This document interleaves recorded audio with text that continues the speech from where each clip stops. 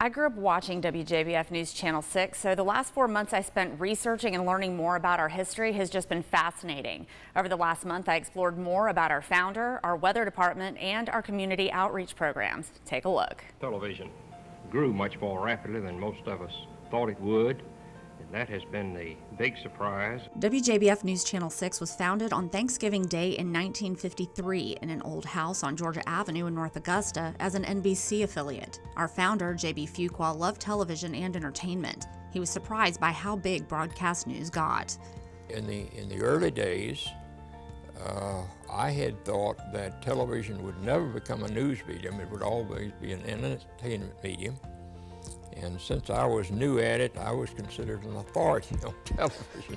John Brooks Elam Jr., or JB, was born in Virginia on June 26, 1918. His mother died 2 months later, and he was adopted by his maternal grandparents and raised on a tobacco farm. They changed his last name to Fuqua, his mother's maiden name. Nelson Danish worked at WJBF for 30 years in several capacities. Danish spent a lot of time with the Fuqua family. He says family was the most important thing to Mr. Fuqua. Mr. Fuqua was known to be a serious man, but Danish says he had a wicked sense of humor too.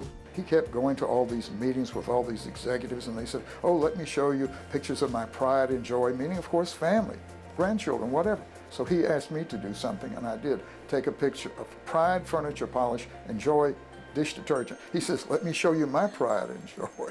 Mr. Fuqua's interest in media began early in life. I had my first job on a radio station when I was 18 years old. Eventually, he moved to Augusta and started WGAC Radio, then later WJBF Radio, which he named after himself. I have heard people tell me that J.B. Fuqua says if you're proud of something, you put your name on it. Well, I've been accused of that.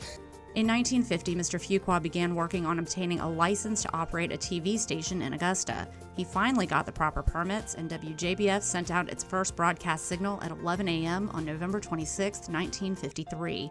Over the years, even after Mr. Fuqua sold the station, he would still come visit. People say he would stop to talk to everyone and seemed to know everyone's name. And I see Mr. Fuqua walking towards me in the hall. And I stopped and said, "Mr. Fuqua, I want to introduce myself." And he said, "I know who you are," and kept walking. Anchor D. Griffin says when he stopped by, people snapped to attention. But we knew when he was there, you cleaned your area and you made sure that everything was flowing correctly and looked presentable because Mr. Fuqua was there. Mr. Fuqua was also extremely generous to his employees and to many foundations. He gave Duke University a $10 million endowment because he credited them with some of his success by allowing him to borrow books when he was a kid.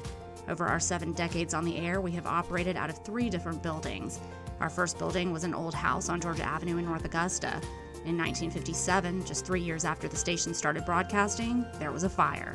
In a way, the station burned. Fortunately, it didn't burn completely.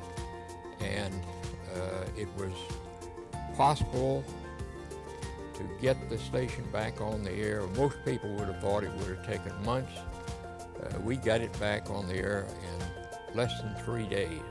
We continued to operate in North Augusta for a few more months while our new building on Reynolds Street was being built. The iconic yellow building remained WJBF's home for more than 50 years. That yellow building was an institution. It was a monument in itself, and I was just so surprised when they wanted to leave it. The need for more space forced WJBF to move into the former Barnes & Noble building in Augusta West Shopping Center. I think it was needed, and there was a desire for growth, and, you know, bigger is better. The fire at the first location wasn't the only fire WJBF had to deal with. On May 7, 1972, our transmitter building in Beach Island was destroyed by a fire. At that time, you, like many others, were probably watching the NBA playoff game, the LA Lakers and the New York Knickerbockers, and then this happened. The transmitter, which allows us to broadcast video, was completely destroyed, and we were off the air for about a week. We immediately got to work ordering new transmitter and rebuilding the building. Danish says many employees helped out because there wasn't a newscast until we could get back on the air. Right, we all pitched in. I was one of the people too. I don't remember exactly what we were doing, but we somehow managed to survive that too. In a week, WJBF did a job that would normally take about 3 months to do, and we were back on the air. And we can't talk about the history of WJBF without talking about our weather department. Until the 70s, weather was considered more entertainment than serious news. Chief meteorologist Tim Miller says when he was growing up, weather reports were always fun to watch, but eventually most of the entertainment aspect had to go away. We started to realize that weather is very serious, and we can certainly have fun with the weather at times, but when weather gets severe, you need to lose the comic aspect of it and really focus on the personal aspect. Good Morning Augusta meteorologist John Lynn has been at WJBF for 25 years. He says that in the 50s and 60s, weather forecasters at WJBF would not predict the local weather themselves. You would rip and read the AP copy that would send out a forecast from Atlanta and or Columbia at that time. Back then there were no computers or live radar, so the weather was presented in a very primitive fashion. And then they had little magnets that you could stick on the weather map or then even draw it. We would have to draw them. Over the years and with advances in technology, forecasters became a part of the news team and were able to start predicting local weather. And then we had the advent of the Weather Channel, and that really pretty much changed everything. That's when the education of weather for the general public really became something special. Soon, satellites and radars were installed and weather became a prime focus of every newscast. No matter where you go, whether it's Augusta, Chicago, New York, Peoria, it doesn't matter. The number one driver for local news is weather. John tells me that as technology advanced, so did forecasters' access to huge amounts of weather data. The problem was, how did they get that information across on the air? We had introduced the CSRA to the very first live radar. Of course, the radar site out of Bush Field, once that left, the CSRA was left with no live radar. So we took it upon our hands with the folks at SRS, and we got a brand new live radar here in the CSRA. It was the only one that's ever been furbished here. So that changed the game pretty quickly. WJBF has always been known and trusted for our accurate and up-to-the-minute weather forecasts. Part of that trust comes from the faces our viewers have seen in their homes, calmly explaining what is happening during dangerous weather. None has been more beloved than our former chief meteorologist, George Myers. And George Myers is a legend, not only here, but also in the broadcast industry and in the weather industry. George inspired generations of kids to learn more about weather and even someday become a meteorologist themselves, including John Lynn. And I turned on the local TV, and there's George Myers, and he was just normal. He was just a normal person. Just hearing the way that he did it and went about his day and went about his broadcast, I said, that's what I really want to do. John says that working with George was amazing, and he taught him a lot. George taught me humility. He taught me how to be a professional. He taught me how to listen.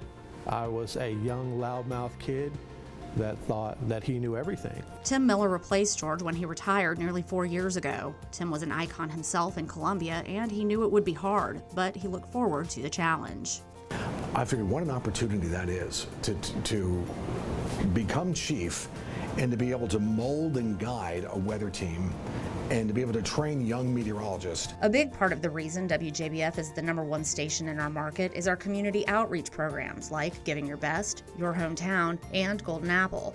Pete Mitchenfelder was at WJBF when many of them started and says it's important to take notice of people doing great things in our community.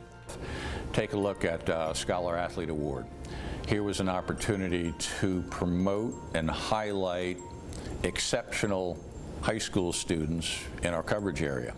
Dee Griffin does Women to Watch. She says these programs are one reason why people love WJBF so much. WJBF has always been steeped in the community. That was the expectation, and no one had to force you to do it because you came on board and you saw it.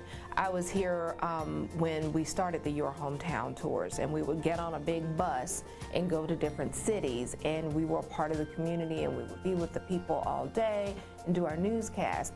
Another part of what has made WJBF great over the decades is our leadership. Under general managers like Jim Davis, John Raddick, Terry Sands, and Bill Stewart, the station has thrived and continued to grow. Most recently, Carter Murphy has taken the helm to lead us into the future. I always enjoyed the fact that Carter grew up in Thompson, local guy, worked his way up through the ranks at this TV station.